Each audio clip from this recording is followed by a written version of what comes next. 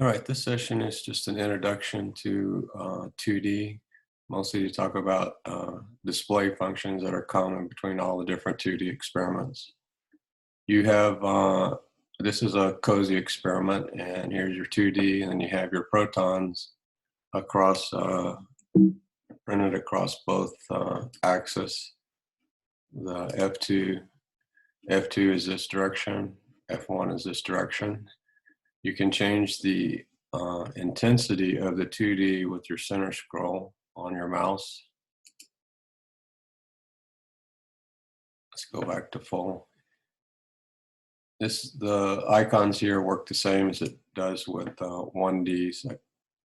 It got a little hung up there, so I had to go back to full.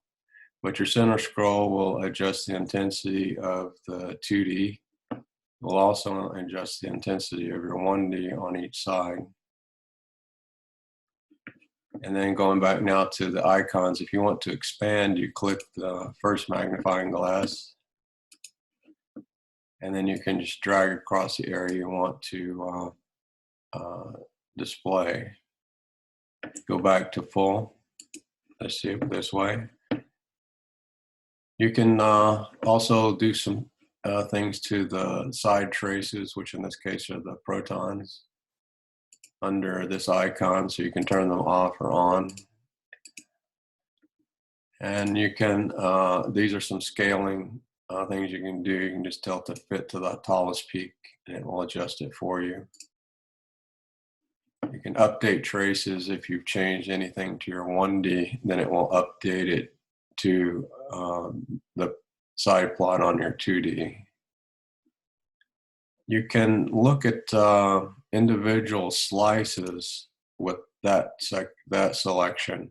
If you take the crosshairs now and click on a specific cross peak, it now displays the slice along the F2 this way. This is that slice all the way, so you can see this tall peak is the diagonal, and this also is the diagonal here. This is the diagonal peak here.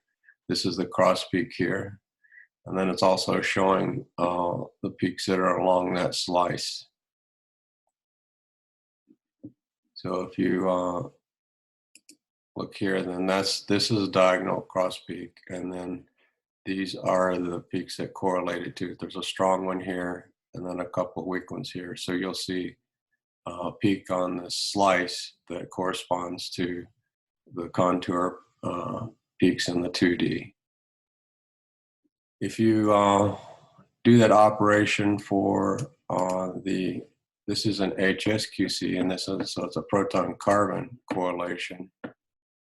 We lost our side plots. Let's go back and set that up.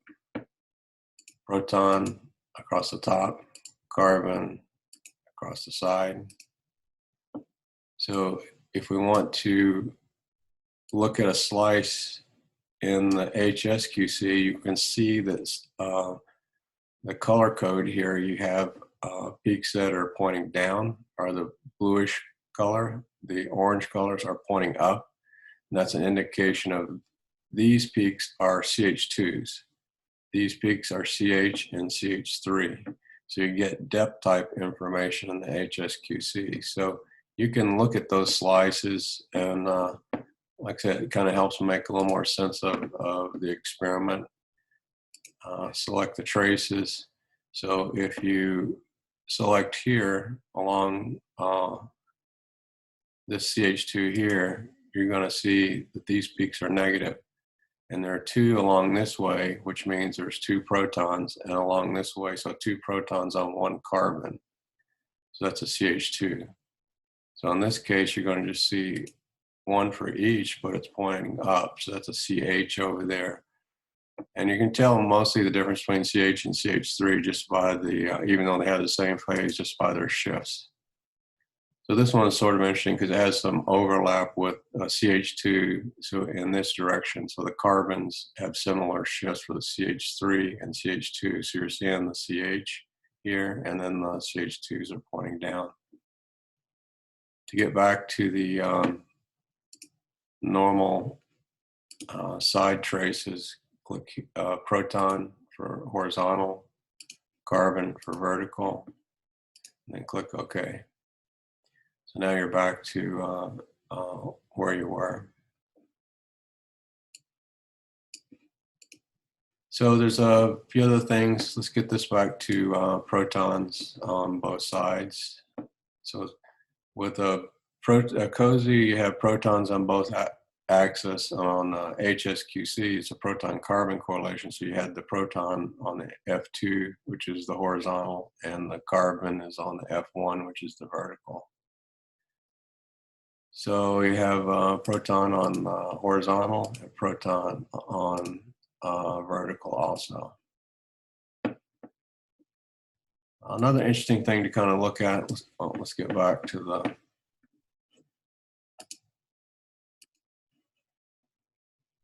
the regular setup. Sorry that put that back where we were.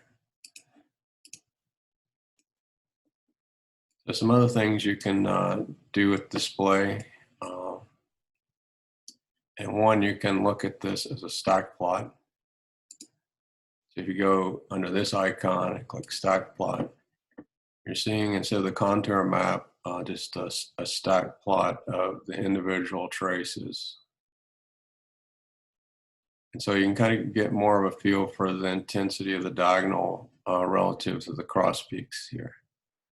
The COSY has pretty strong cross peaks compared to something like a NOSY.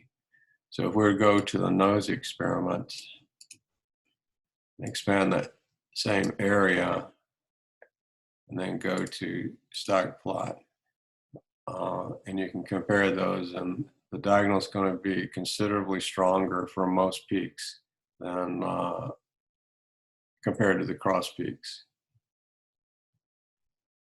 So you had to get the intensity up pretty high of the diagonal before you're starting to see any of these cross peaks.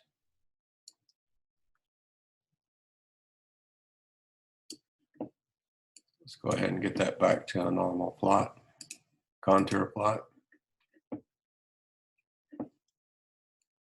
So those are most of the common things to 2Ds for display. You use intensity for the contour, intensity for the 1Ds on the side. You can have zoom commands just like you do with the 1D. Yeah, the first icon is used for expanding on a region. And you go back to full with the third icon. And then you have these two icons for just changing the display to look at different components of the 2D. And most of those things, like I say, will be common with all your 2D experiments.